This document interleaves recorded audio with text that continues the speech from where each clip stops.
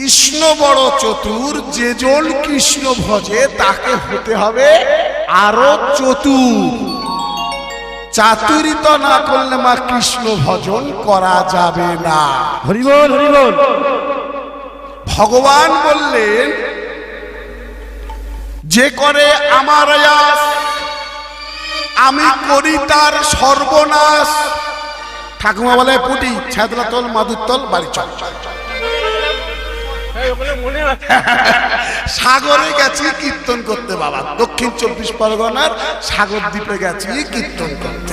আমিও কীর্তন করতে গেছি, আমার গুরুদেবও গেছে কীর্তন করতে। আর ওদিকে জানেন তো বড় বড় মাঠে কীর্তন হয়, বিশাল লোকজন, সাগর দ্বীপে পুরো মানুষ আসে।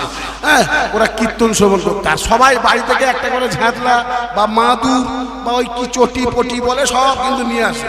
একটা বুড়ি এসছে, বুড়ি মা, তার নাতি নাতনি মিলিয়ে টোটাল গোটা 25, 3টে টোটোই করে 4টে টোটোই করে তারাই এসছে।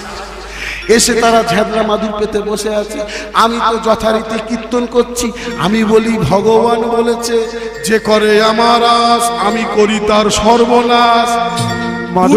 বুড়ি উঠে দাঁড়িয়ে বলে, পুটি মাদুর গুটো, ঝাঁদলা গুটো, বাড়ি চলে। প্রচুর লোকজন, মাঝখান থেকে যদি ওরা উঠে যায় গন্ডগোল হবে। আমি বলি, ও ঠাকুমা দাঁড়াও দাঁড়াও দাঁড়াও, কথাটা শোনো। থাক, তোর কীর্তন শোনার আমার দরকার নেই। তুমি কীর্তন করেছো, যা বলেছো বাবা, তোমার কথা মাথায় রেখে আমি আর কীর্তন শুনতে আসবো না। আমার বাড়ির কোনো সদস্য কীর্তন শুনবে না, চল বাড়ি চল। আমি বলি, ঠাকুমা পরের কথাটা শুনে যাও। বলছে পরের কথাটা? আচ্ছা বল, তাড়াতাড়ি বল।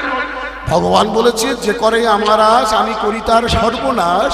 কিন্তু তবু যদি সে না ছাড়ে আমার পাশ, আমি হই তার দাসেরও অনুদাস। বলে বেঁচে থাকলি তবে তো। এমন সর্বনাশ করে আমি যদি মরেই যাই, পটল তুলি, তাহলে আমার আর দাসের অনুদাস হতে হবে না। তোমার কীর্তন তোমার কাছে থাক, আমি চল। কোনো মতেই আটকে রাখতে পারলো না। ভলেন্টিয়াররা এসে তাকে তাদের বাড়ির প্রত্যেক সদস্যকে আস্তে আস্তে বার করে দিল। বুঝতে পেরেছে কি?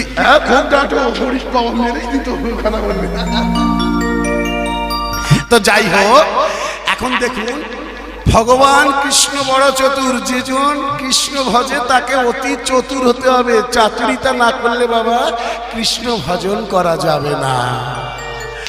তাই গালব ঋষি চিন্তা করছে, যাই যাই আর একবার যাই।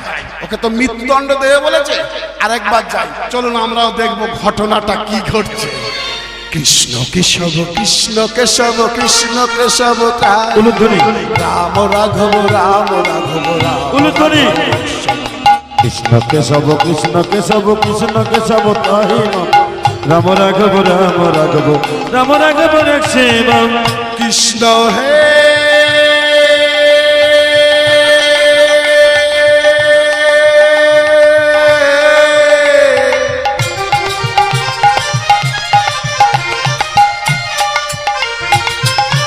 কৃষ্ণ হে